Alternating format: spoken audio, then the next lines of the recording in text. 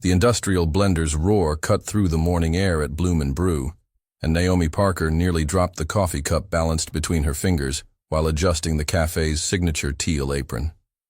6 a.m. on a Tuesday in Seattle, and she was already pulling her third double shift of the week. The rent wasn't going to pay itself. "Nay, table 7's complaining their latte's cold again," Marcus shouted from behind the counter, his dreads swaying as he operated the coffee machine like a caffeinated maestro. She sighed, grabbed a fresh cup, and headed toward the corner table where a man in an impeccable suit typed furiously on his laptop, surrounded by what looked like contracts. Hair a messy brown from nervous fingers running through it, jawline marked by day-old stubble, and steel blue eyes that never left the screen. "Sorry for the trouble, Mr. she began, setting the steaming latte on the table. Blackwood, George Blackwood. He looked up for the first time, and Naomi felt something strange flutter in her stomach. It wasn't just because he was handsome. Seattle was full of handsome men. It was the way he looked at her, like he actually saw her, not just an invisible waitress serving coffee. "Right, Mr. Blackwood. Hope this one's better." "George, please." He closed the laptop. "And you're?" "Naomi." "And before you ask, yes, I work here every single day. Yes, I see you here every week for 3 months. And no, I don't know why you always choose the table farthest from the outlet when you clearly need to charge that laptop." A genuine smile replaced the tense expression on his face. "Touché. Maybe I like the view." Naomi raised an eyebrow. "The view of the alley where the Thai Palace staff dumps their trash? That's not exactly what I was talking about." Heat crept up her neck, but before she could respond, George's phone rang. His expression changed instantly, like someone had switched off the light behind his eyes. "Mother," he answered with a heavy sigh. "No, I didn't forget. Of course it's important to you." "No, she's not." Naomi started to step away, but he held up his hand, asking her to wait. "Interesting. Mom, I already told you I'm not marrying Charlotte just because you think it would be good for business." "No, it's not just a phase, because He looked directly at Naomi, and something shifted in his expression. "Because I'm seeing someone." Naomi nearly dropped her tray. "Yes, seriously. For a few months now. Yes, she's special." His eyes never left hers. "Actually, I'm thinking of bringing her to meet you. Naomi Parker. She's incredible." The world stopped. Marcus kept making noise with the coffee machine. Other customers continued their conversations. Seattle traffic hummed outside. But Naomi felt like she was trapped in a bubble of silence. George hung up and stared at her with an expression mixing panic and determination. "I know this is going to sound completely insane," he said quickly. "But could you do me a huge and devastatingly complicated favor? You just introduced me to your mother as your girlfriend without asking first." "That's accurate." Naomi sat in the chair across from him, setting her tray down harder than necessary. "You have 30 seconds to explain why I shouldn't throw this hot coffee in your face." George ran his hand through his hair. "My parents are obsessed with marrying me off to Charlotte Pemberton, partner's daughter, blonde, Yale graduate, everything they consider appropriate. They scheduled dinner tomorrow to make the engagement official. I was desperate, and you—" he gestured vaguely. "You appeared at the right moment. Or the wrong moment, depending on perspective. Naomi, I know you don't know me, but I really need your help. 6 months. Just 6 months pretending we're a couple, then we can break up amicably. I'll pay all your bills, plus a generous amount for the trouble." She laughed, a dry, incredulous sound. "You think you can just buy a fake girlfriend? Not when you put it like that." He leaned forward. "Look, I understand how this must sound, but my parents, they won't give up. And Charlotte, she doesn't deserve to be pushed into a marriage I'll never want. Everyone wins." Naomi studied him. There was something genuinely desperate in his voice, but also an honesty she hadn't expected. And God knew she needed the money. Student loans, rent, her mother's medical bills. "How much money are we talking about?" 50,000. 25 now. 25 at the end. She nearly choked on her own coffee. $50,000 to pretend to be your girlfriend for 6 months? And to help me convince the most stubborn parents in Seattle that I'm hopelessly in love. Why me? George hesitated, as if considering lying, then decided on honesty. Because you're real. You work 3 jobs, study at night, don't take crap from anyone. And when you really smile... He stopped, seeming surprised by his own words. Anyway, you're the opposite of everything they expect me to choose. It'll be perfect. Wow, what a compliment, Naomi said dryly. I'm perfect because I'm inadequate. That's not what I meant. That's exactly what you meant. She stood up. And you know what? You're right. I'm completely inadequate for your little world, but I'm also too smart to fall for something like this. She started to walk away, but George stood quickly. Naomi, wait. There was something different in his voice now, less calculated. You're right. I'm sorry for starting like that. It's just, you have no idea what the pressure is like being a Blackwood in Seattle. Everything I do is analyzed, judged, used for the family's or company's benefit. And being here, talking to you, it's the first time in months I've felt like a normal person. She stopped, looking over her shoulder. $50,000, he repeated. No tricks, no expectations beyond pretending you can stand me at a few family events, and if at any point you want out, you can leave. Naomi thought about the letter from the university that arrived last week, the MBA program she wanted to pursue but couldn't afford. She thought about her mother working 2 jobs to pay for her own medications. She thought about the electric bill on top of the fridge, marked "Final Notice" in red. She turned slowly. I have some conditions. George's face lit up. Anything. First, I keep working. I won't become dependent on you. Of course. Second, no excessive PDA. I'm not a good actress. Understood. Third, if I find out you're lying to me about anything important, I'm out and you pay me what was agreed up to that point. Fair. And fourth, she hesitated, then looked directly at him. If either of us starts feeling something real, we talk about it immediately.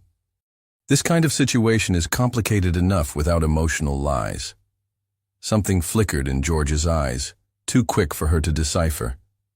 Deal, he said, extending his hand. Naomi looked at his hand, then at his face.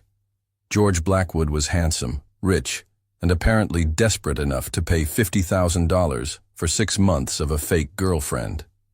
She shook his hand, ignoring the small electric current that shot up her arm. Deal. But I hope you're a better actor than I am, because your parents will need to believe you're completely smitten.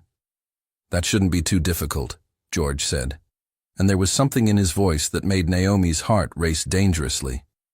Why not? He smiled, and for the first time since entering the cafe, he looked completely relaxed. Because the hardest part will be pretending it's just pretend. 24 hours later, Naomi stood in front of her closet wearing nothing but a towel and pure panic. What did fake girlfriends of millionaires wear to meet their fake boyfriend's parents at the Seattle Yacht Club? Her phone buzzed. George, picking you up at 6. Don't overthink the outfit. You look beautiful in anything. She stared at the text. He'd never seen her in anything but her coffee-stained work uniform and the ratty jeans she wore to her evening classes. But something warm unfurled in her chest anyway.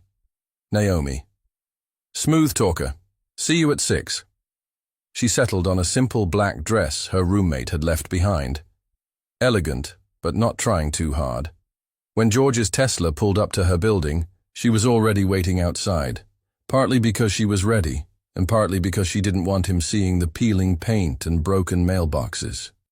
Wow, he said when she slid into the passenger seat, and the way he looked at her made her forget how to breathe for a second. It's just a dress, George. It's not about the dress. His voice was softer than she'd ever heard it, and when their eyes met, something electric passed between them. The moment stretched until George cleared his throat and looked away. Right. So, quick briefing before we meet the parental firing squad. For the next 20 minutes, he gave her a crash course in Blackwood family dynamics. His father, Richard, built their real estate empire from scratch and expected perfection. His mother, Victoria, came from old Seattle money and had opinions about everything. His younger sister, Emma, was in her final year at Stanford and the only family member who might actually be on their side. "And Charlotte?" Naomi asked as they pulled into the yacht club's valet area. George's jaw tightened. "Charlotte Pemberton. 26, trust fund baby, thinks poor people are a lifestyle choice. She's actually not a terrible person, just incredibly sheltered. The problem is she genuinely believes we're a perfect match because our parents told her so." A valet opened Naomi's door, and suddenly they were walking into a world of marble floors, crystal chandeliers, and people who looked like they'd stepped out of a Ralph Lauren catalog. Naomi felt every head turn as they passed, and not in a good way. "George, darling." A woman in a cream-colored cocktail dress glided toward them, arms outstretched. Victoria Blackwood was exactly what Naomi had imagined. Blonde hair in a perfect chignon, pearls that probably cost more than Naomi's annual tuition, and a smile that didn't reach her eyes. "Mother." George kissed her cheek, then placed his hand on the small of Naomi's back. The warmth of his palm sent unexpected shivers up her spine. "I'd like you to meet Naomi Parker." "How lovely." Victoria's smile became even more strained as she took in Naomi's Target dress and drugstore makeup. "George has told us so little about you." "Probably because there's not much to tell," Naomi said, with a self-deprecating laugh. "I'm pretty ordinary." "Nonsense," George said, and the conviction in his voice surprised them both. "You're extraordinary." The way he looked at her when he said it made Naomi's heart skip.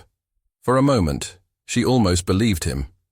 "Well," Victoria said tightly, "let's join the others, shall we?" The dining room was all dark wood and oil paintings of stern-faced men in naval uniforms. Richard Blackwood sat at the head of an enormous table that could have seated 20, but tonight held only 6. He was exactly what Naomi expected. Silver-haired, commanding presence. The kind of man who'd built an empire through sheer force of will. Beside him sat Charlotte Pemberton, and Naomi's heart sank a little at how perfect she looked. Blonde in that effortless, expensive way, with the kind of bone structure that suggested generations of good breeding and better nutrition. "Dad, Charlotte, I'd like you to meet Naomi," George said, his hand finding the small of her back again. Richard stood and extended his hand with the precision of a man accustomed to business negotiations. "Ms. Parker, I've heard interesting things about you."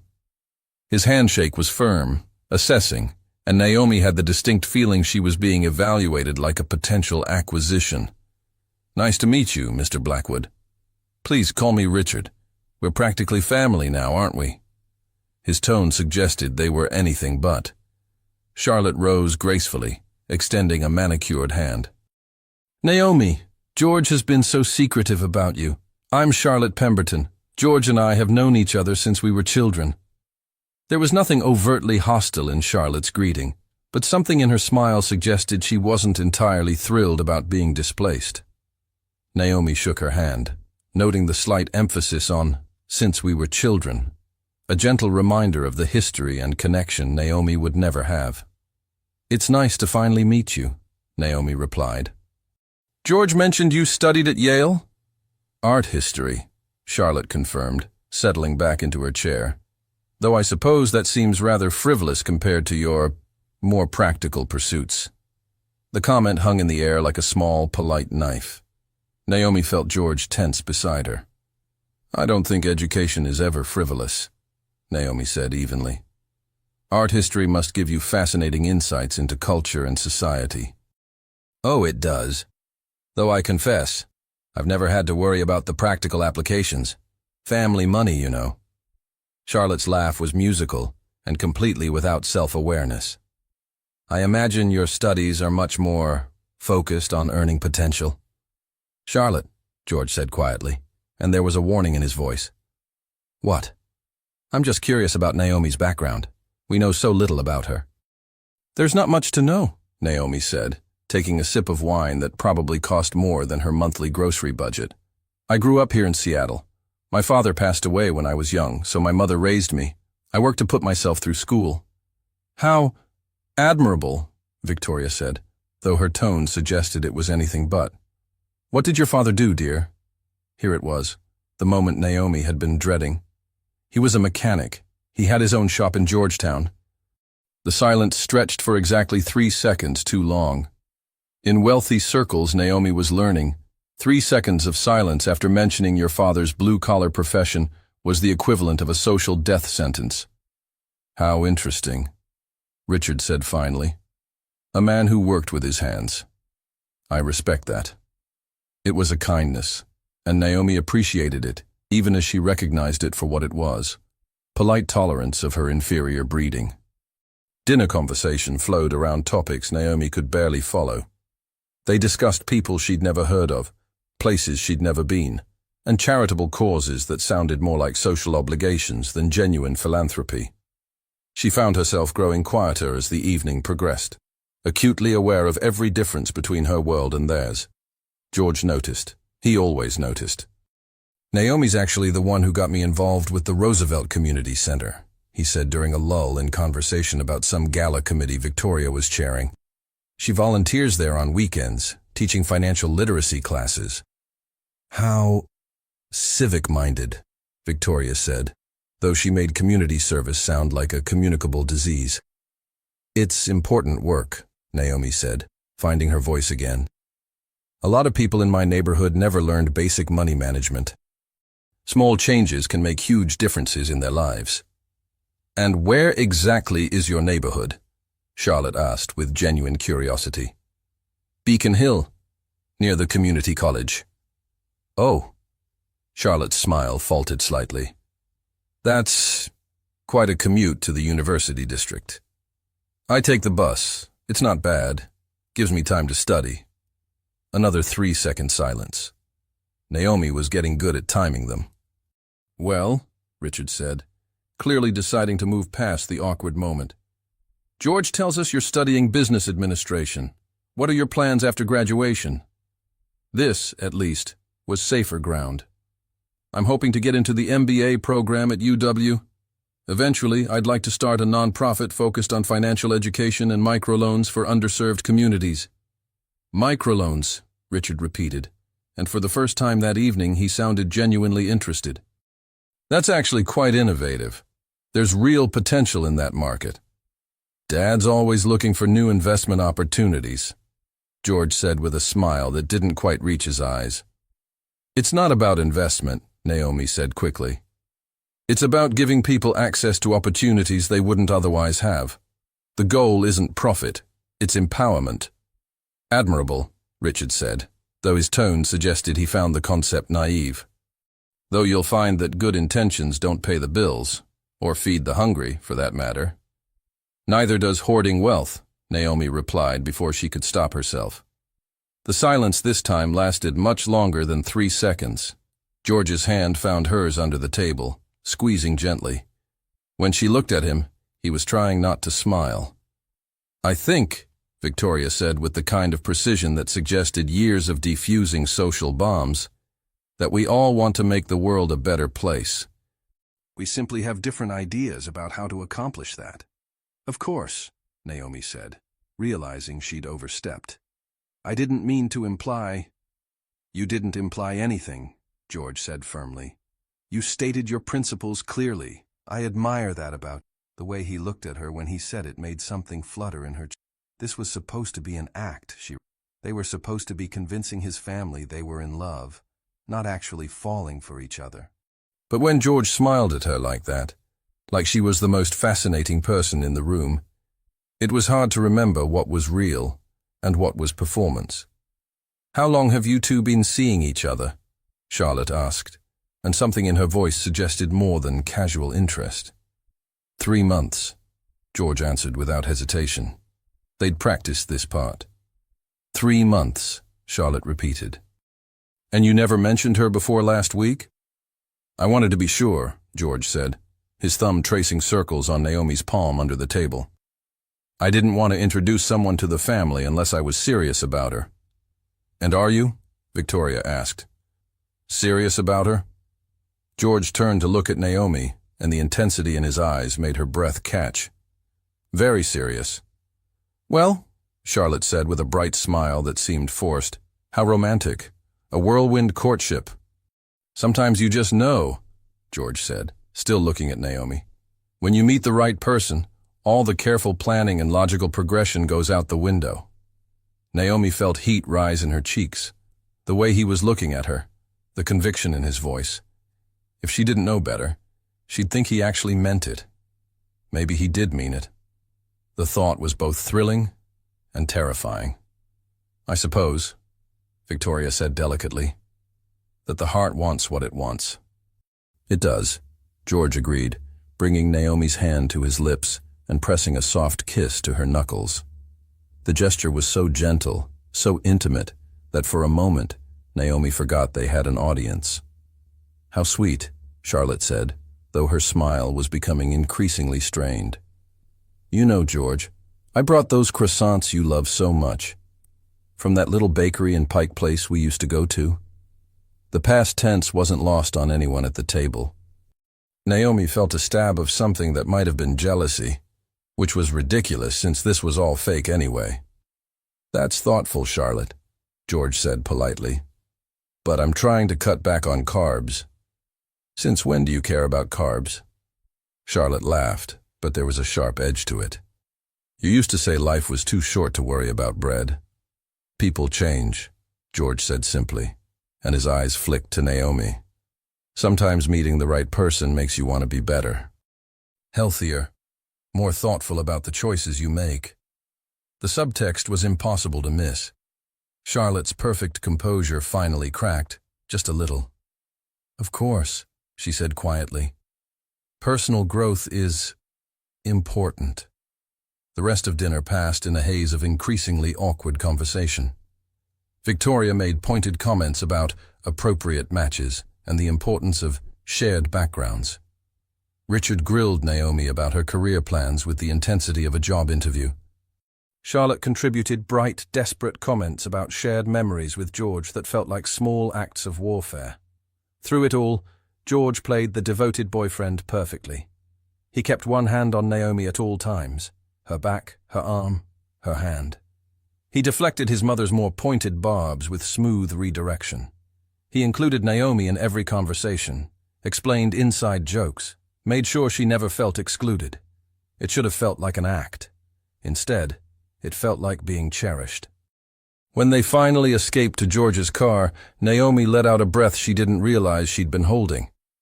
That was, she started. A complete disaster, George finished, starting the engine with more force than necessary. Actually, I was going to say intense. Your family is protective of you. That's one word for it. George pulled out of the yacht club's circular drive with the careful precision of someone working to control their temper. I'm sorry about Charlotte, and my mother, and my father, for that matter. They love you. They want what's best for you. What they want is control. There's a difference. They drove in silence for a few minutes, the city lights blurring past the windows. Finally, George spoke again. You handled that incredibly well. Better than I expected, honestly. Thanks for the vote of confidence, Naomi said dryly.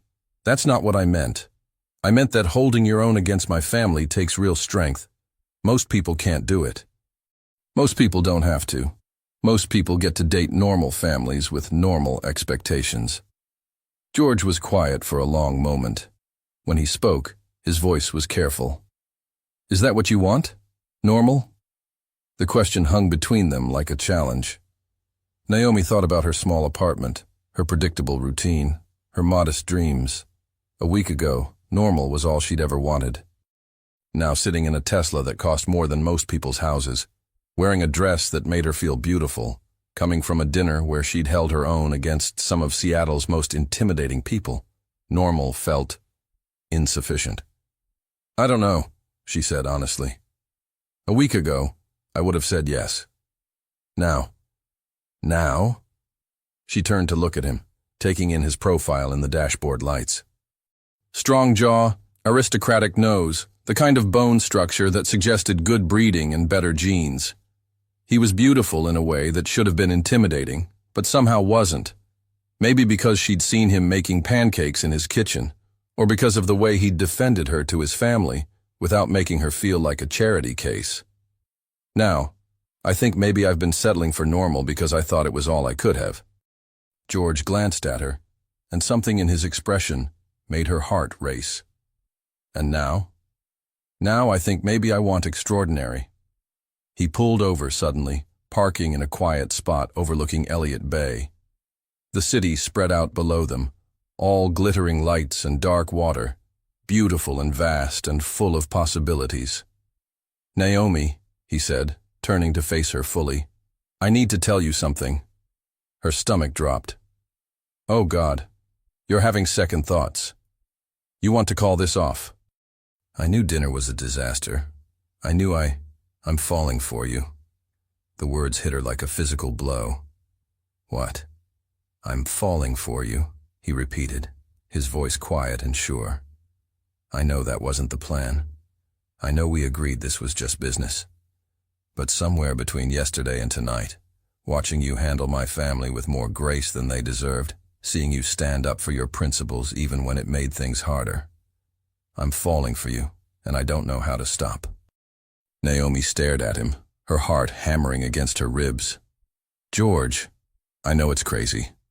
I know it complicates everything. But I can't pretend anymore that this is just an arrangement. Not when you look at me the way you looked at me tonight. Not when being with you feels more real than anything else in my life. This is supposed to be fake," she whispered. "I know. But it doesn't feel fake. Does it feel fake to you?" She wanted to lie. Should lie. Should remind him about the contract, about the money, about all the very reasonable boundaries they'd established. Instead, she found herself shaking her head. "No, it doesn't feel fake." George reached up to cup her face, his thumb brushing across her cheekbone. "So what do we do about that?" "I don't know. I don't know anything anymore. I know one thing," he said, leaning closer. "I know that I want to kiss you right now, and it has nothing to do with convincing anyone of anything." "George!" "Tell me to stop," he whispered, his forehead resting against hers. "Tell me this is a bad idea and I'll take you home and we'll pretend this conversation never happened." She should tell him to stop. Should remind him that she wasn't Charlotte, wasn't from his world, wasn't someone his family would ever accept. Should point out that this could only end badly for both of them. Instead, she closed the distance between them and kissed him. It was supposed to be soft, tentative, a question rather than an answer. But the moment their lips met, something ignited between them. George's hands tangled in her hair, pulling her closer, and Naomi found herself melting against him like she'd been waiting her whole life for this moment. When they finally broke apart, both breathing hard, George rested his forehead against hers. "So," he said, his voice rough, "I guess we're doing this for real now." "I guess we are," Naomi whispered back. And as George kissed her again, softer this time, full of promise and possibility, Naomi thought maybe extraordinary was exactly what she'd been looking for all along. 3 weeks into their newfound reality, Naomi's life had become a beautiful kind of chaos. George had insisted she move into his guest room. For authenticity, he'd said, though they both knew his parents weren't exactly dropping by unannounced, and she was still adjusting to living in a penthouse that could probably house her entire apartment building. The morning sun streamed through floor-to-ceiling windows as Naomi padded into the kitchen, wearing one of George's Stanford t-shirts over her sleep shorts. She'd borrowed it the night before when her own clothes were in the wash, and somehow never quite got around to taking it off. The soft cotton smelled like his cologne, cedar, and something uniquely him that made her stomach flutter every time she breathed in. "This is weird," she announced, finding George at the stove making what appeared to be gourmet pancakes. He was wearing designer sweatpants and a worn UW shirt, his dark hair still messy from sleep, and he looked so casually beautiful it should have been illegal. What's weird? He flipped a pancake with more skill than any millionaire should possess, muscles flexing under the thin fabric of his shirt. You, cooking, in your own kitchen, like a normal person. I am a normal person, he protested, sliding perfectly golden pancakes onto a plate. I just happen to have more money than most normal people. Normal people don't have kitchens that cost more than my college tuition. She gestured at the marble countertops and professional-grade appliances that looked like they belonged in a restaurant. Fair point. He handed her the plate, their fingers brushing in the exchange. 3 weeks in, and those accidental touches still sent electricity shooting up her arm. But I'll have you know I make excellent pancakes. Naomi took a bite and made an involuntary sound of pleasure that made George's eyes darken. The pancakes were legitimately amazing, fluffy and warm with just a hint of vanilla. Okay, these are unfairly good, she admitted, taking another bite. Family recipe. Emma taught me when she was going through her domestic goddess phase at 14. His voice was warm with affection for his sister. She decided the whole family needed to know how to cook at least one thing perfectly. Dad chose scrambled eggs, Mom learned to make the perfect martini, and I got pancakes. It was moments like this, George talking about his family with genuine love despite their complications, making breakfast on a lazy Saturday morning, wearing clothes that made him look like any other guy her age, that made Naomi forget this had started as a business arrangement. That made her ignore the growing ache in her chest every time he smiled at her, like she was the best part of his day. Her phone rang, interrupting her dangerous thoughts. Her mother's picture flashed on the screen, a candid shot of Linda Parker in her scrubs, tired but smiling after a long shift at the hospital. Hey, Mom.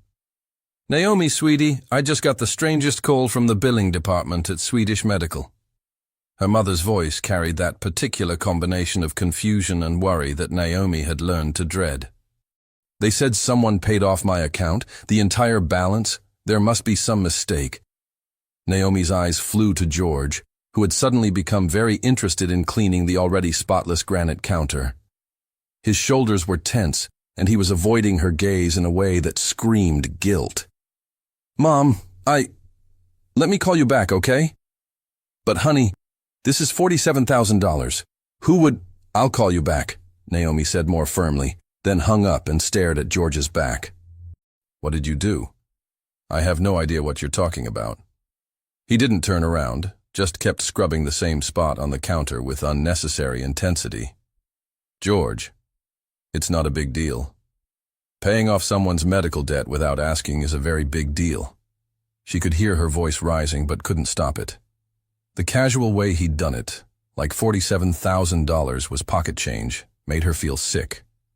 How much was it? It doesn't matter. It matters to me. She spun him around, and the guilt written across his handsome features confirmed her worst fears. How much, George? $47,000, he said quietly, meeting her eyes for the first time since the phone call. The number hit her like a physical blow. She'd known it was bad. Her mother had been fighting insurance companies for over a year, working double shifts to make minimum payments. But hearing it out loud made it real in a way that stole her breath. $47,000. You paid $47,000 without even asking me. Your mother needed help and I could help. It's that simple. No, it's not that simple. Naomi was really angry now, the kind of angry that came from being embarrassed and grateful and terrified all at once. You can't just throw money at my problems because you feel guilty about our arrangement. Is that what you think this is about? George's voice was rising too now, his careful composure cracking. Guilt. What else would it be about? We barely know each other. We barely know each other. He stepped closer, and she could see hurt flickering behind the anger in his blue eyes. I know you take your coffee with extra foam because it reminds you of your dad making you hot chocolate when you were little. I know you're afraid of butterflies but not spiders because you think spiders are honest about being scary. I know you cry at dog food commercials and that you sing off-key in the shower every morning at exactly 6:47 a.m. That's not, that's just details. Details matter, Naomi. He moved closer still, close enough that she could see the gold flecks in his eyes, smell his cologne mixed with the scent of vanilla from breakfast. I know you send half your paycheck to your mom even though you can barely afford ramen. I know you haven't bought yourself new clothes in over a year because you're saving every penny for school. I know you worry about her every single day, and I had the power to take away one thing that keeps you up at night, so I did it. He paused, running his hands through his hair in frustration. Not because I feel guilty, but because He stopped abruptly, as if the words had hit a wall. Because you what? He stared at her for a long moment, something raw and vulnerable flickering across his face. Because I care about you, more than I should, considering we're supposed to be pretending. The fight went out of her all at once. They stood there in his pristine kitchen, morning light streaming between them, the air thick with everything they weren't saying. The money makes this complicated, she said finally, her voice smaller than she intended. Everything about this is already complicated. But now I owe you $97,000. The number felt impossible in her mouth. How am I supposed to walk away from this knowing that? Something shifted in George's expression, a flash of pain so quick she almost missed it. You're not supposed to walk away. The words came out raw, honest in a way that made her chest tight. That's the problem. Before she could respond, before she could process what he'd just admitted, his doorbell chimed through the penthouse's intercom system. George frowned, glancing at his watch. I'm not expecting anyone. The intercom crackled to life, and Victoria Blackwood's perfectly modulated voice filled the kitchen. George, darling, it's Mother. I brought Charlotte for brunch. Aren't you going to let us up? They stared at each other in horror. Naomi looked down at herself. George's oversized t-shirt, bare legs, hair probably still messy from sleep. George was in sweatpants and a rumpled shirt, and they both looked exactly like what they were, a couple who'd just woken up together. Your mother is here, Naomi whispered, with Charlotte. For brunch. Apparently. The intercom crackled again, more insistent. George? Just a minute, Mother, he called, then grabbed Naomi's hands. His palms were warm, slightly rough, completely steady, despite the panic in his eyes. Okay, we can do this. We're a happy couple having a relaxing Saturday morning. I'm wearing your t-shirt and no pants, Naomi pointed out, looking down at her bare legs. George's eyes followed her gaze, and his Adam's apple bobbed as he swallowed hard. Right, that's actually perfect. Very coupley. George? Yes? Stop looking at my legs and figure out how we're going to convince your mother we're not having a massive fight about the fact that you paid off my family's debt without asking. He blinked, refocusing on her face with visible effort. Right. Okay. We're happy. We're in love. We're definitely not fighting about money. The doorbell rang again, more insistent this time. They're coming up, George said, hitting the button to unlock the elevator. Just follow my lead? When has that ever gone well for us? Before he could answer, they heard the elevator ding in the distance. George moved closer to her, his hand settling on her waist, and despite everything, the fight, the money, the impossible situation they'd created, Naomi felt her pulse quicken. Trust me, he murmured, just as his mother's voice echoed from the entryway. George, we brought mimosas. In the kitchen, Mother, he called back, then looked down at Naomi. Remember, we're crazy about each other. Right, she whispered, trying to ignore how right it felt to be standing this close to him, how perfectly she fit against his chest. Crazy about each other. Victoria appeared in the doorway first, looking like she'd stepped out of a magazine even at 10 a.m., followed by Charlotte carrying a bottle of expensive champagne and what looked like artisanal pastries from some boutique bakery. Oh, Victoria said, taking in Naomi's state of undress and George's protective stance with barely concealed disapproval. We're not interrupting anything, are we? Just making breakfast, George said smoothly, pressing a kiss to Naomi's temple that made her knees weak. The gesture was so natural, so unconsciously affectionate that for a moment even she believed they were really together. "You remember Naomi?" "Of course. How lovely to see you again, dear." Victoria's tone suggested it was anything but lovely. Her gaze lingered on George's shirt hanging loose on Naomi's frame, and her smile grew even more strained. "Hi, Mrs. Blackwood, Charlotte." Naomi managed what she hoped was a relaxed smile, acutely aware of how she must look, rumpled and obviously fresh from George's bed, even if that wasn't technically accurate. "This is a nice surprise." "We were just in the neighborhood," Charlotte said brightly, though her eyes kept darting between Naomi and George, with something that might have been curiosity mixed with hurt. "I brought those croissants you love, George. From that little French place in Pike Place?" The emphasis on "you love" wasn't lost on anyone. Naomi felt a stab of something uncomfortable, not quite jealousy, since their relationship was fake, but something close to it. "That's thoughtful," George said carefully, his arm tightening slightly around Naomi's waist. An awkward silence stretched until Victoria clapped her hands together with forced brightness. "Well, shall we eat? I'm dying to hear more about how you two are getting along." The next hour was a masterclass in psychological warfare disguised as polite brunch conversation. Victoria asked seemingly innocent questions that felt like verbal landmines. How long had Naomi been staying over? Were they thinking about making things more permanent? Had they discussed their future plans? Meanwhile, Charlotte kept making comments about shared memories with George, subtle reminders of their long history together. "Remember when we went to that charity auction, George? Didn't we have the most wonderful time at Emma's graduation? Your mother and I were just talking about how lovely that weekend in Napa was." George navigated it all with the skill of someone who'd been dealing with his family's manipulation tactics his entire life. He kept one hand on Naomi at all times, her back, her shoulder, her hand, casual touches that felt possessive and protective. He redirected his mother's more pointed questions with smooth deflection. He made sure Naomi was included in every conversation, explaining inside references and family jokes. But it was the little things that got to Naomi. The way he automatically refilled her coffee cup without asking. How he remembered she didn't like strawberries, and quietly moved them from her plate to his. The soft smile he gave her when she made a joke that actually made Charlotte laugh. It felt real. All of it felt terrifyingly, dangerously real. "So, Naomi," Victoria said over her second mimosa, "George tells us you're quite dedicated to your volunteer work." "I try to give back when I can," Naomi replied carefully, sensing a trap. "How admirable.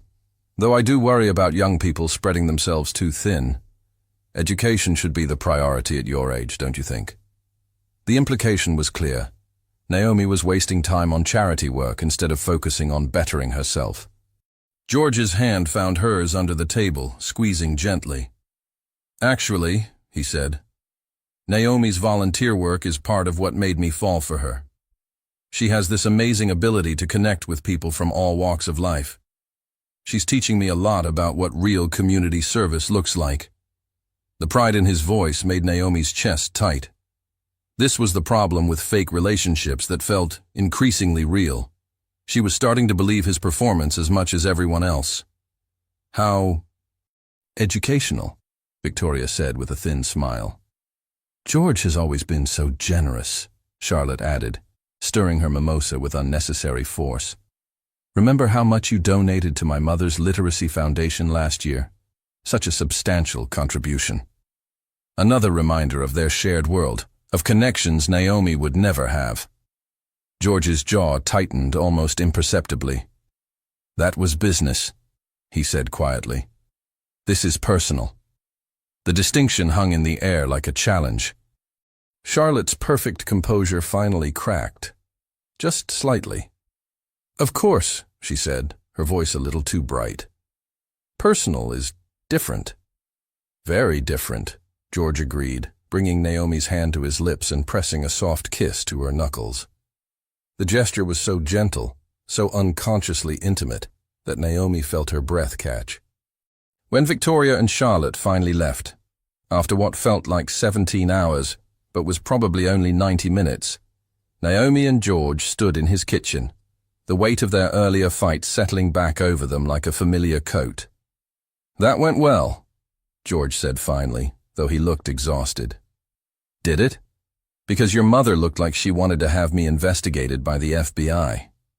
She looks at everyone that way. It's not personal. It's definitely personal." Naomi wrapped her arms around herself, suddenly feeling exposed in just his t-shirt. "George, I can't do this." Something flickered across his face. Hurt, disappointment, resignation. "Can't do what?"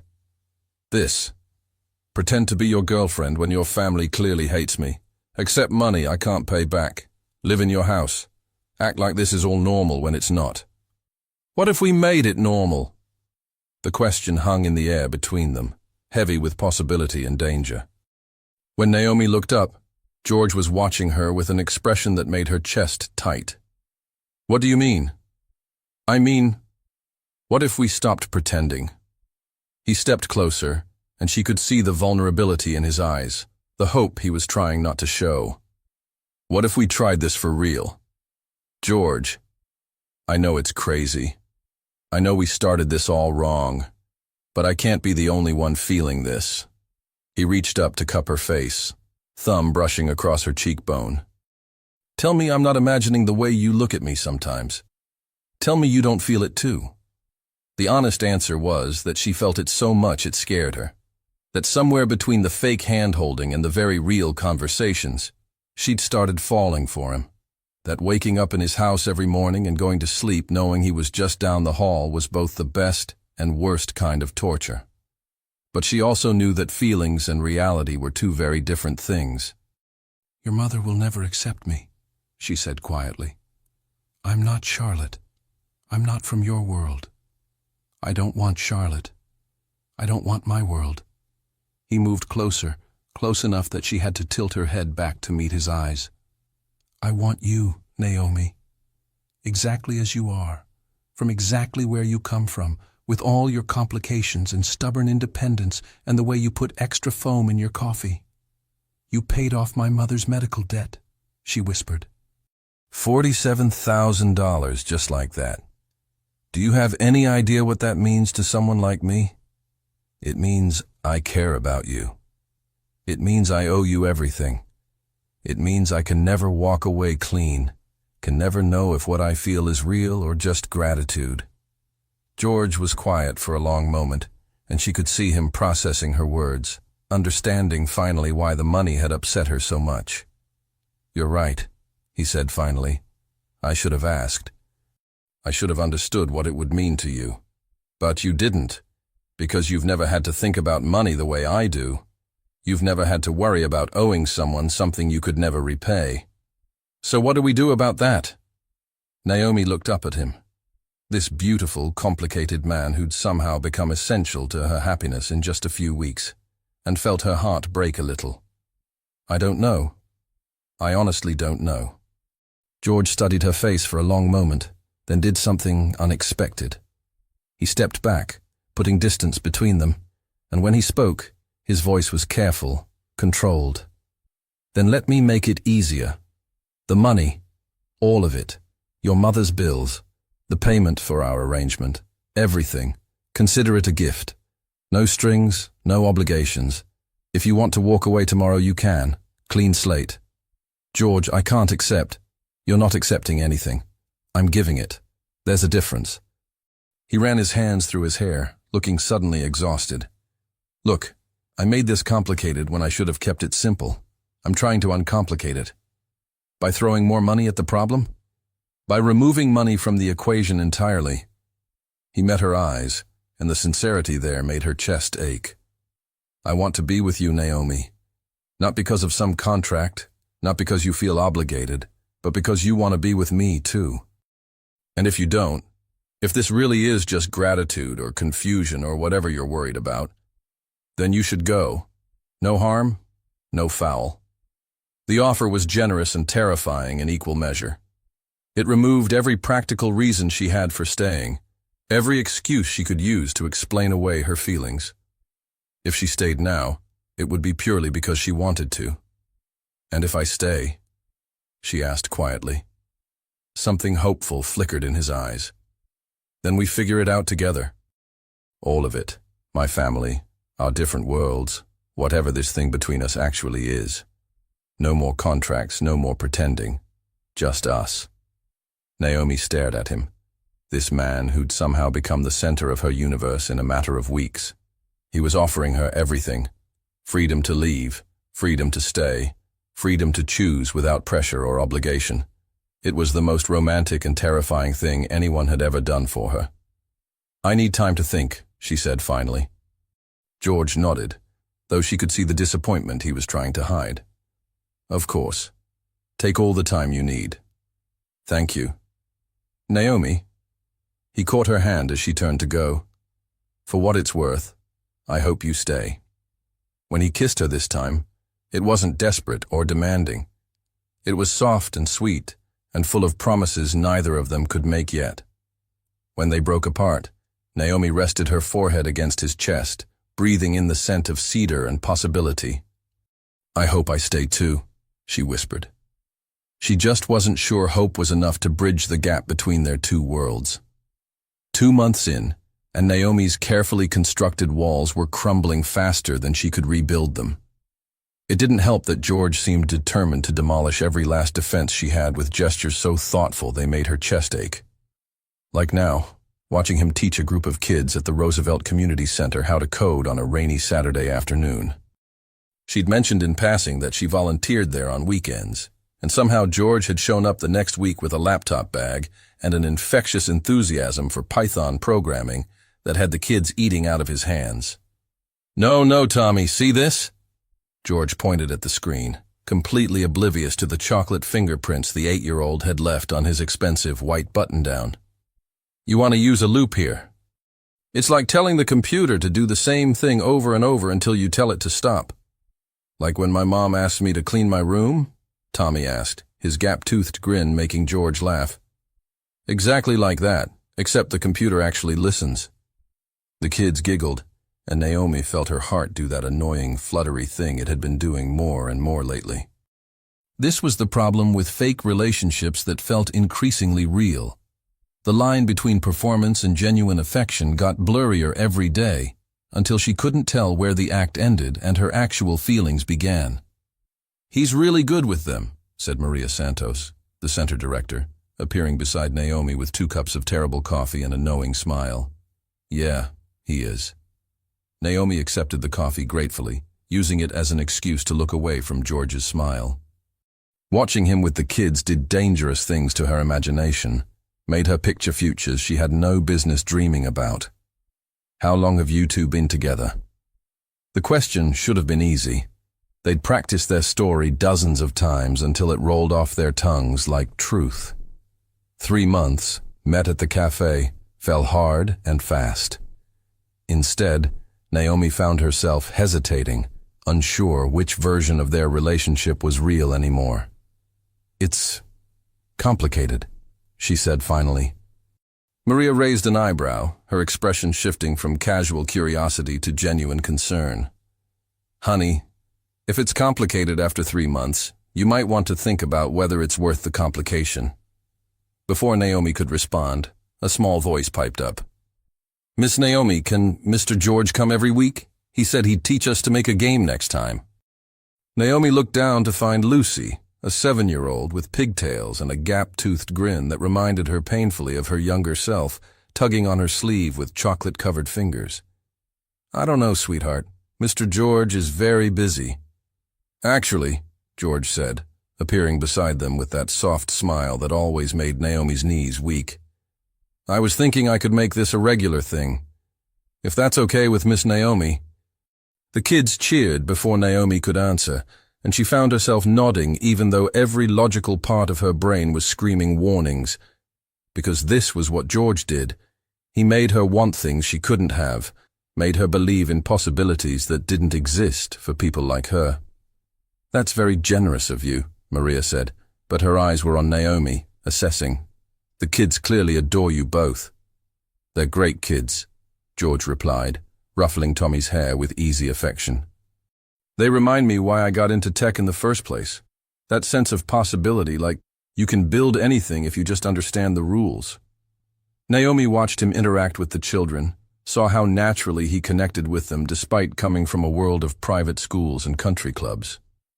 It was one of the things that had blindsided her about George, how genuine he was beneath all the money and family expectations. Later, as they walked back to his car through the drizzly Seattle afternoon, George was unusually quiet. The silence stretched between them, comfortable but charged with unspoken tension. "You okay?" Naomi asked, bumping his shoulder with hers as they stopped at a red light. "Can I ask you something?" He stopped walking entirely, turning to face her on the sidewalk. Rain misted around them, making the whole moment feel soft and cinematic. "When you were talking to Maria earlier, you said we were complicated. What did you mean?" Naomi's heart stuttered. She'd hoped he hadn't overheard that conversation. "I just meant, the situation." "What situation?" "The fact that we started as fake, but somewhere along the way became real. Because I thought we'd moved past that. They had, and they hadn't." In the quiet moments, making breakfast together, falling asleep to late-night conversations, the way George looked at her when he thought she wasn't paying attention, it felt completely real. But then Victoria would call with thinly veiled disapproval, or Charlotte would show up unexpectedly with reminders of George's old life, or Naomi would remember the contract still tucked away in George's desk drawer, and reality would come crashing back. "George, your mother hired a private investigator to look into my background." The words tumbled out more abruptly than she'd intended, but she couldn't keep carrying this alone. She'd discovered the report 3 days ago, accidentally found when she'd gone looking for a phone charger in George's home office. Every detail of her life laid out in clinical, devastating terms. Her father's death in a construction accident, her mother's struggles with medical debt, her own financial situation dissected down to her credit score, even her grades from community college before she'd transferred to UW. George went very still, his face draining of color. "She what?" "The report was on your desk. I wasn't snooping. I was just looking for a charger and—" She trailed off, seeing the storm building in his eyes. "What did it say?" "Does it matter?" "She knows everything, George. About my dad, about the medical bills, about how I worked 3 jobs to put myself through school. She knows exactly what I am. A working-class girl who doesn't belong in your world. You belong wherever you want to belong." "Do I?" "Because that report made it pretty clear that I'm exactly what she thinks I am. A gold digger who trapped her son with a sob story and fake feelings. You are not a gold digger." His voice was fierce, angry in a way she'd never heard before. "Aren't I? I took your money, George. I'm living in your house, wearing clothes you bought me, letting you pay for things I could never afford. How is that different?" "Because you never asked for any of it." His voice was rising, and a few passers-by glanced their way curiously. "Because you fight me on every single thing I try to do for you. Because you're the least mercenary person I've ever met." "Your mother doesn't see it that way." "I don't care what my mother sees." "Yes, you do." Naomi stepped closer, needing him to really hear this. "You care what she thinks, what your father thinks, what everyone in your world thinks. And they all think the same thing. That I'm not good enough for you." "They're wrong." "Are they?" The question came out smaller than she'd intended, carrying all the insecurity she'd been trying to hide.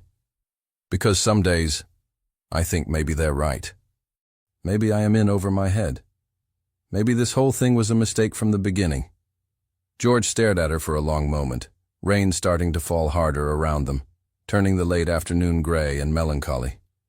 When he spoke, his voice was quiet and devastatingly certain. "Do you want to know what I think?" She nodded, not trusting her voice. "I think you're scared. I think somewhere along the way, you started caring about me as much as I care about you, and that terrifies you because you've never let yourself want something you thought you couldn't have." He was right, and that made it worse. She was scared, terrified of wanting something this much, of building her life around someone who could disappear as easily as he'd appeared. "I think," he continued, stepping closer until she had to tilt her head back to look at him, "you're looking for reasons to run before I can hurt you. But here's the thing, Naomi. I'm not going anywhere. My mother can hire all the investigators she wants. My father can disapprove. Charlotte can show up with croissants every weekend. None of it matters because I am completely, irrevocably in love with you." The words hit her like a physical blow, stealing her breath and making her heart race. "George, I know we didn't plan this. I know it's messy and complicated and probably insane. But I love the way you argue with me about everything. I love that you make me want to be better than I am. I love that you see right through all the money and the family name to who I actually am underneath."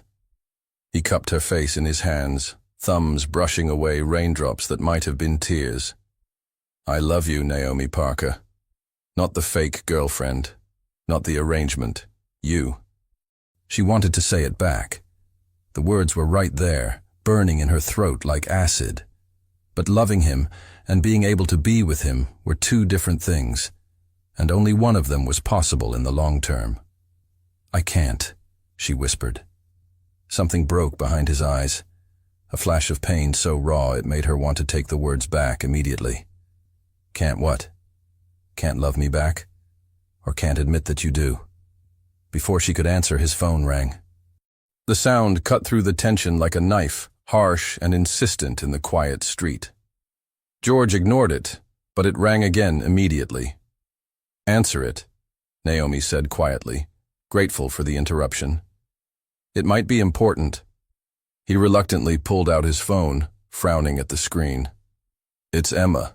She never calls unless—" He answered quickly, worry already creeping into his voice. "Em? What's wrong?" Naomi watched his face go pale as he listened to whatever his sister was saying on the other end. His free hand clenched into a fist at his side, and she had to resist the urge to reach for him. "When?" he asked tersely. "How bad?" "Okay, we're coming." "No, Emma, we're coming." He hung up and looked at Naomi with stricken eyes, all their earlier fight forgotten in the face of family crisis. "My dad had a heart attack. He's in surgery at Swedish Medical." Without thinking, Naomi reached for his hand, threading their fingers together. Whatever was between them could wait. "Let's go." The drive to the hospital was silent, except for George's white-knuckled grip on the steering wheel and the occasional direction from his GPS. Naomi wanted to say something comforting. But what comfort was there when the man who'd raised you, however imperfectly, was fighting for his life? At the hospital, they found Victoria in the cardiac waiting area, looking smaller and more fragile than Naomi had ever seen her. Her perfect composure was intact, but there were cracks, the way she clutched her purse like a lifeline, the slight tremor in her hands, the mascara that had been carefully reapplied but couldn't quite hide the evidence of tears. Emma was pacing by the windows, her usually immaculate appearance disheveled. She looked like a younger, softer version of her mother, but right now she just looked like a scared college kid who needed her big brother. "George!" Emma threw herself into her brother's arms, and Naomi felt a sharp pang at being excluded from this private family moment. This was their pain, their crisis, and she was just an observer. "How is he?" George asked, holding his sister tight. "Still in surgery," Victoria said, barely glancing at Naomi. "They said it could be hours." "What happened?" "He was at the office, collapsed during a meeting with the board." Victoria's voice was steady, but Naomi could see the fear underneath, the way she was holding herself together through sheer force of will. If Margaret hadn't been there to call 911, they settled into the uncomfortable rhythm of hospital waiting. Bad coffee, whispered conversations, the constant tension of expecting news that could change everything. Naomi tried to make herself useful, getting coffee, finding blankets, staying out of the way when the Blackwoods needed to talk privately. It was during one of these moments, when George was speaking with a cardiologist and Emma was on a phone call with someone from Stanford, that Victoria approached her. I think we need to have a conversation, Victoria said quietly, her voice carrying none of its usual authority. Naomi's stomach dropped, but she followed George's mother to a quiet corner of the waiting area, past sleeping families and anxious relatives. I want you to know, Victoria began without preamble, that I don't blame you for any of this. That wasn't what Naomi had been expecting. I'm sorry? The investigation. I can see from your face that you know about it.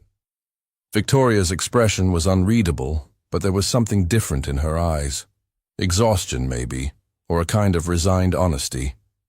I also assume George doesn't know, or we'd already have had this conversation. Mrs. Blackwood, I never meant to fall in love with my son. Victoria's smile was sharp, but not unkind. Because it's quite obvious that you have, despite whatever arrangement you two made initially. Heat flooded Naomi's cheeks. I don't know what you mean. Please. I may not approve of this situation, but I'm not blind. The way you two look at each other, the way he's been different since he met you, happier, more himself. The way you're here now, supporting our family through this crisis, even though you have every reason to run. Naomi didn't know what to say to that. She'd expected accusations, demands, maybe an outright order to stay away from George. This calm assessment was somehow more unsettling. Here's what I know about you, Miss Parker. You grew up without money, but with values. You've worked for everything you have.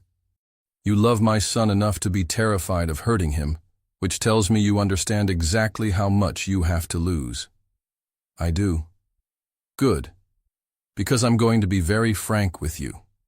Victoria leaned forward slightly, and for the first time, Naomi saw past the perfect facade to the worried mother underneath.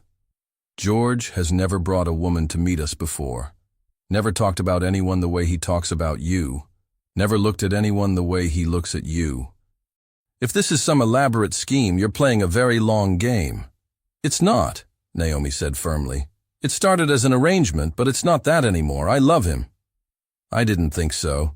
You're too honest for that kind of deception. Which brings me to my point. Victoria paused, choosing her words carefully. I may not have chosen you for my son, but he chose you. And if tonight has taught me anything, it's that life is too short to waste time on disapproval. Before Naomi could respond, George appeared beside them, stress radiating from every line of his body. The doctor wants to talk to all of us, he said. The next few minutes were a blur of medical terminology and cautious optimism. Richard was stable. The surgery had gone well, but recovery would be long and uncertain. There had been significant damage to his heart, and the next 48 hours would be critical. When they were finally allowed to see him, one at a time just for a few minutes, George insisted Naomi go last. You don't have to, she said. I'm not really family. You are to me, he said simply, and the weight of those words settled around her heart like a promise and a burden all at once. When she finally stood beside Richard's hospital bed, watching machines monitor his vital signs with electronic precision, she felt the full weight of what loving George meant. It wasn't just about him. It was about this whole complicated family, this world she'd never belonged to but somehow found herself part of. Richard looked smaller in the hospital bed, older and more fragile than the imposing businessman who'd intimidated her over dinner. His face was pale, breathing assisted by tubes and monitors, but he was alive. I don't know if you can hear me, Mr.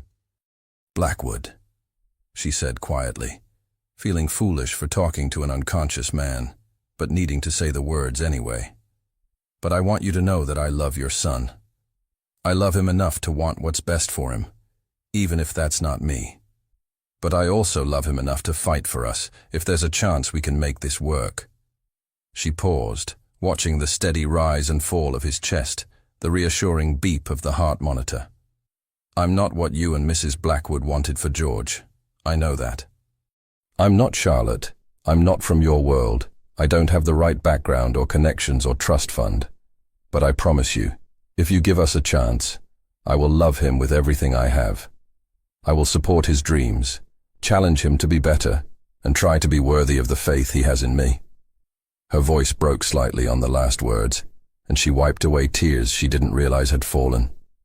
"So please," she whispered, "please get better. Because he needs you, even if he's too stubborn to admit it. And because I need time to figure out how to love your son without losing myself in the process." When she turned to leave, she found George standing in the doorway, tears tracking down his cheeks. "How much of that did you hear?" she asked. "Enough," he said, crossing to her in 2 quick strides. "Enough to know that you love me too, even if you're too scared to say it." This time, when he kissed her, it wasn't desperate or hungry. It was soft and sure and full of promises neither of them had words for yet. It tasted like tears and coffee and hope, and when they broke apart, Naomi felt something shift inside her chest. "I do love you," she whispered against his lips.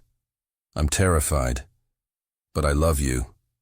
"We'll figure out the terrified part," he murmured back, pressing his forehead against hers. "The love part is all that matters right now."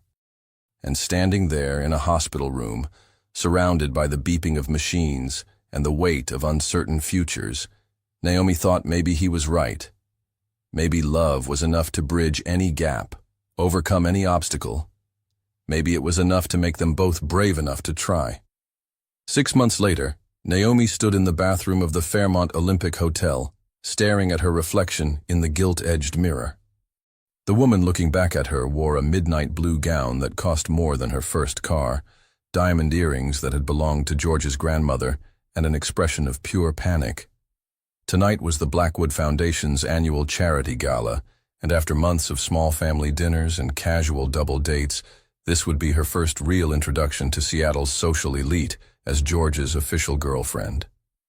No more pretending, no more contracts, just her, representing the Blackwood family name in front of 500 of the city's most influential people. "You look like you're about to throw up," Emma said, appearing in the mirror behind her. George's sister had flown up from Stanford specifically for the gala, and she looked effortlessly elegant in a way that made Naomi feel like she was playing dress-up in someone else's life. "I might be," Naomi admitted, smoothing her hands over the silk of her dress for the 100th time. "Emma, what if I mess this up? What if I say the wrong thing to the wrong person and embarrass your family?" Emma moved to stand beside her, adjusting her own earrings with practiced ease. "First of all, if you mess up, you'll be messing up as part of our family. And second, you've been handling my mother for months now, which is basically a masterclass in social warfare. You'll be fine." The past 6 months had been a whirlwind of integration into the Blackwood world. After Richard's heart attack, something had shifted in the family dynamics. Victoria, faced with the possibility of losing her husband, had grudgingly begun to accept that George was serious about Naomi. The disapproval was still there, but it had evolved from outright hostility to resigned tolerance, which Naomi was learning to count as a victory. Richard's recovery had been slow but steady, and to everyone's surprise, he and Naomi had developed an unlikely rapport during his long convalescence. She'd started visiting him in the hospital during her lunch breaks, bringing him crossword puzzles and updates from the community center. He'd begun asking her advice about the foundation's charitable giving, genuinely interested in her perspective on effective philanthropy. "Besides, George is completely gone for you. Have you seen the way he looks at you? Like you hung the moon and personally arranged all the stars." Naomi felt heat rise in her cheeks. "It's not that dramatic." "It absolutely is that dramatic. Last week he spent 20 minutes describing the face you made when you tried sushi for the first time. 20 minutes, Naomi. About a facial expression." Before Naomi could respond, there was a soft knock on the bathroom door. "Ladies, the car is here," George's voice carried through the door, warm and familiar. "Coming," Emma called back, then turned to Naomi with a conspiratorial grin. "Ready to knock Seattle society on its collective ass?" Naomi took one last look in the mirror, squared her shoulders, and nodded. "Let's do this." George was waiting in the hotel hallway, adjusting his bow tie with nervous fingers. When he saw her, he went completely still, his eyes widening in a way that made her stomach flutter. "Jesus," he breathed, then caught himself. "I mean, wow, You look like I'm playing dress-up, Naomi suggested, tugging at her dress. Like you were born to wear that dress. He crossed to her in 2 quick strides, taking her hands in his. You look absolutely stunning. Emma made a gagging sound. Okay, you two need to dial down the hard eyes before we get to the gala, or people are going to think you're newlyweds. George's thumb traced over Naomi's knuckles, a gesture that had become second nature over the past months. How are you feeling? Terrified, she admitted. But ready. Good, because my parents specifically requested that I introduce you to the Weatherbys tonight. Naomi's eyes widened. The Weatherbys were Seattle royalty, old money, political connections, the kind of family whose approval could make or break social standing. They requested to meet me. Apparently, Dad's been talking you up. Something about your fresh perspective on modern philanthropy. George's smile was proud and slightly amused. I think you've officially won him over. The gala was held in the hotel's grand ballroom, a space that reeked of old money and older traditions. Crystal chandeliers cast warm light over tables draped in cream silk, each centerpiece a work of art in itself. The guest list read, like a who's who of Pacific Northwest power brokers, tech moguls, political figures, old money families whose names were on buildings throughout the city. Naomi felt eyes on her the moment they entered. Curious glances, appraising looks, the subtle once-overs that wealthy women had perfected into an art form. She kept her chin up and her hand steady in George's, reminding herself that she belonged here because he wanted her here. Naomi. Victoria appeared at her elbow, resplendent in champagne-colored silk. You look lovely, dear. That color is perfect on you. The compliment was genuine, which still surprised Naomi sometimes. Victoria's acceptance hadn't come easily or quickly, but it had come. It helped that Naomi had never tried to change George, never pushed him away from his family despite their initial hostility. Thank you, Mrs. Blackwood. You look beautiful, too. Victoria, please. I think we're past formalities, don't you? Victoria's smile was warmer than Naomi had ever seen it. Now, there are some people I'd like you to meet. The next hour was a blur of introductions and small talk. George stayed close, his hand never leaving her back, steering conversations when they veered into uncomfortable territory. Naomi found herself relaxing as the evening progressed. These people weren't monsters. They were just wealthy humans with the same petty concerns and genuine kindnesses as anyone else. You're doing great, George murmured in her ear during a brief lull between conversations. I haven't spilled anything on myself yet, she replied. I'm counting that as a win. I'm counting your existence as a win, he said, and the sincerity in his voice made her heart skip. Before she could respond, they were interrupted by a familiar voice. George, there you are.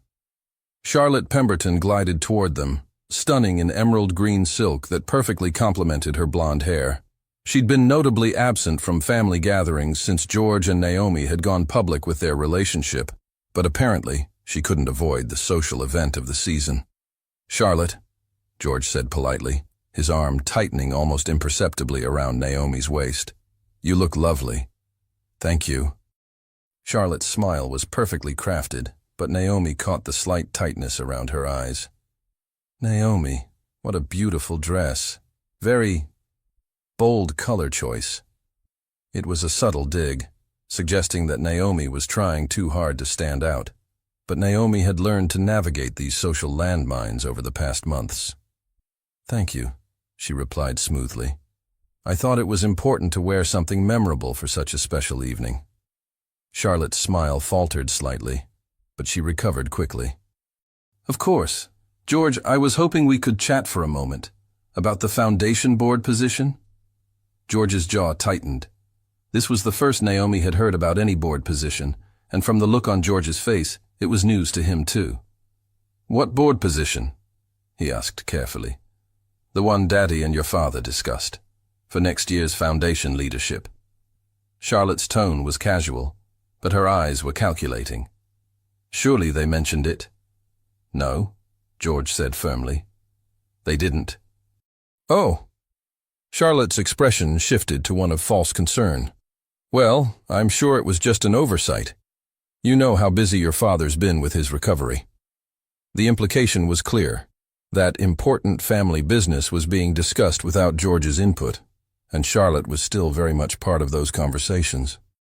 It was a power play, designed to remind Naomi that she was still an outsider, and to suggest that George was being left out of decisions because of his relationship choice. Actually, Naomi said, her voice carrying just enough steel to cut through Charlotte's sugar-sweet tone, I think George's father has been incredibly focused on the Foundation's mission lately. We've had some wonderful conversations about expanding their educational initiatives. It was true. Richard had been picking her brain about the community center's programs, genuinely interested in how the Foundation could better serve underserved communities. But mentioning it now served a dual purpose, reminding Charlotte that Naomi had access to the family patriarch and that she was contributing meaningfully to family discussions. Charlotte's mask slipped entirely for just a moment, revealing something ugly and desperate underneath.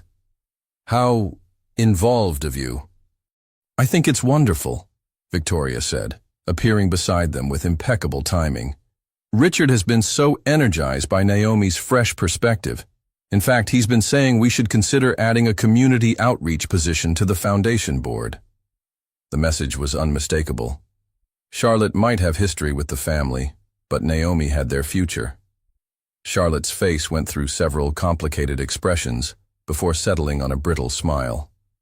How progressive, she said finally. If you'll excuse me, I see the Weatherbys have arrived. She glided away with practiced grace, but Naomi caught the slight stumble in her step, a crack in the perfect facade. That was expertly handled, Victoria murmured approvingly. You're learning. As the evening progressed, Naomi found herself genuinely enjoying the gala. The conversations were more substantive than she'd expected, the food was incredible, and George's obvious pride in her made her feel like she could conquer the world. It was during the auction portion of the evening that everything changed. Our next item, the auctioneer announced, is a week at the Blackwood family estate in the San Juan Islands, graciously donated by Richard and Victoria Blackwood. Naomi felt George go rigid beside her. She glanced at him questioningly, but his attention was fixed on the stage with laser intensity.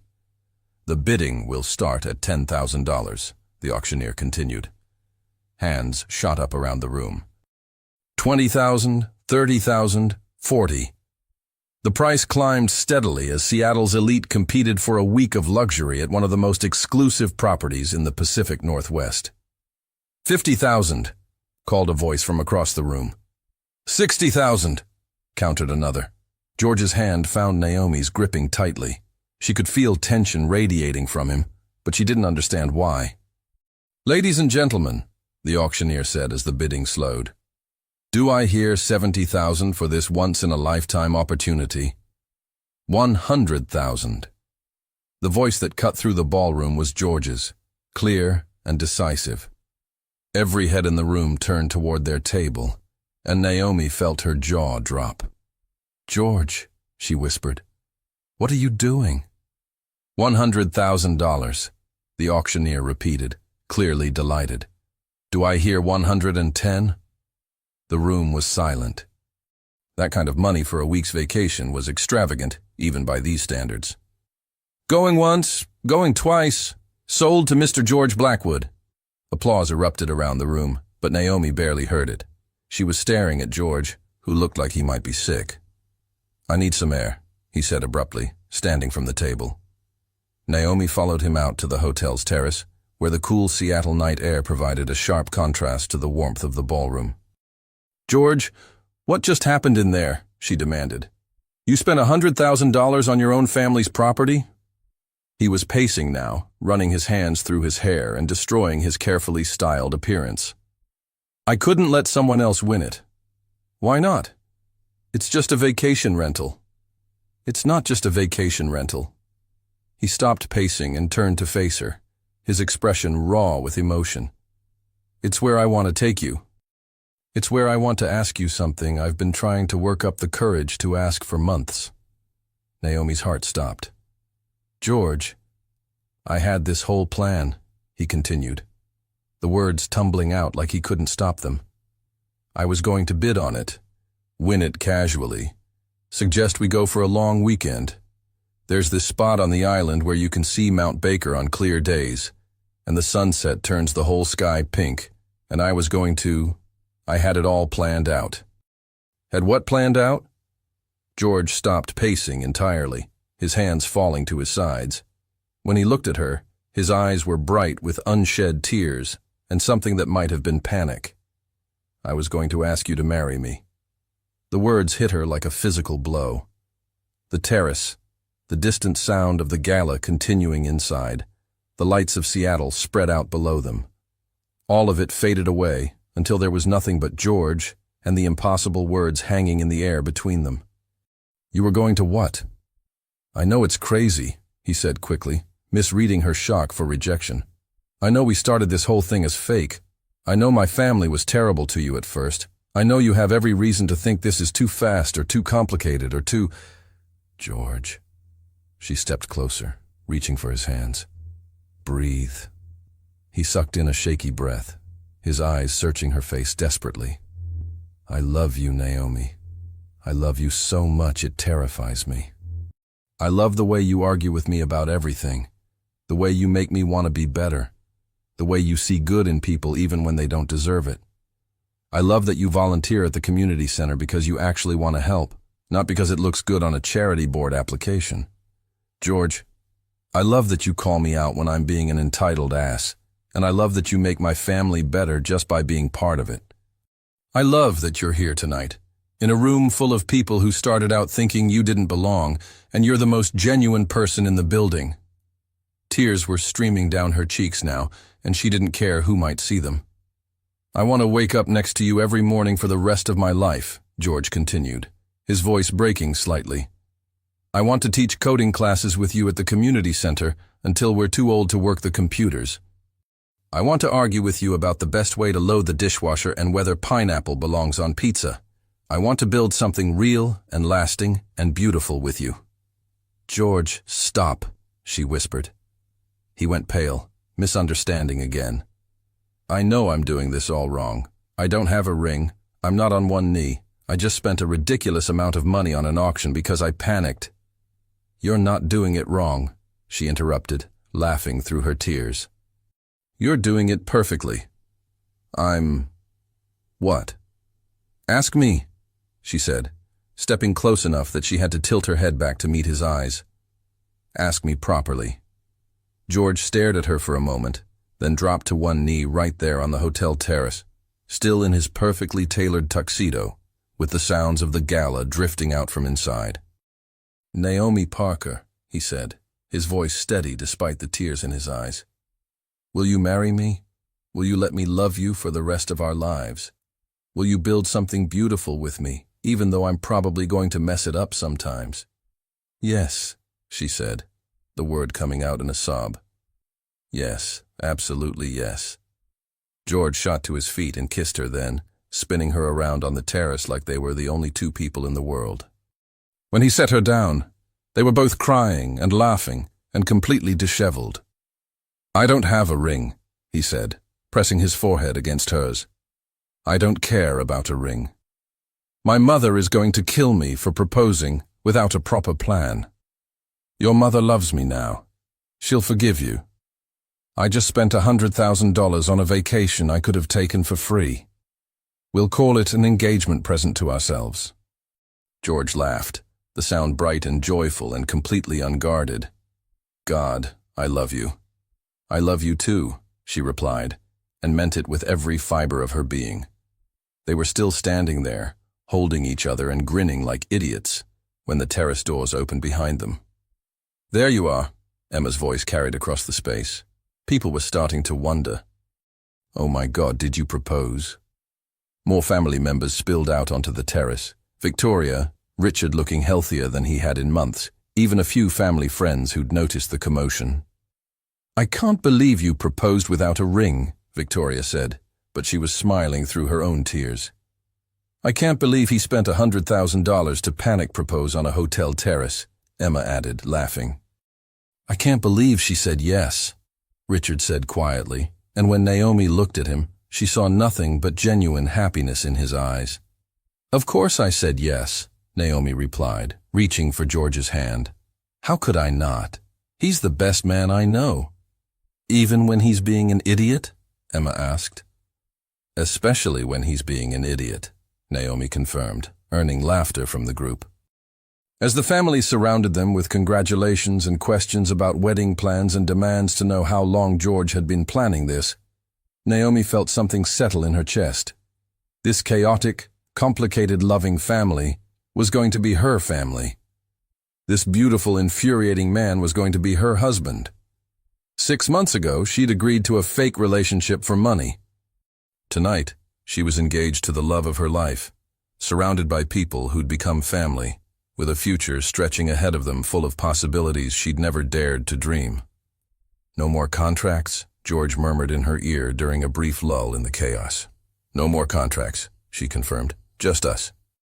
Just us, he agreed, and kissed her again as Seattle sparkled around them, full of promise and hope and the kind of love that only looked fake until it became the most real thing in the world. The end.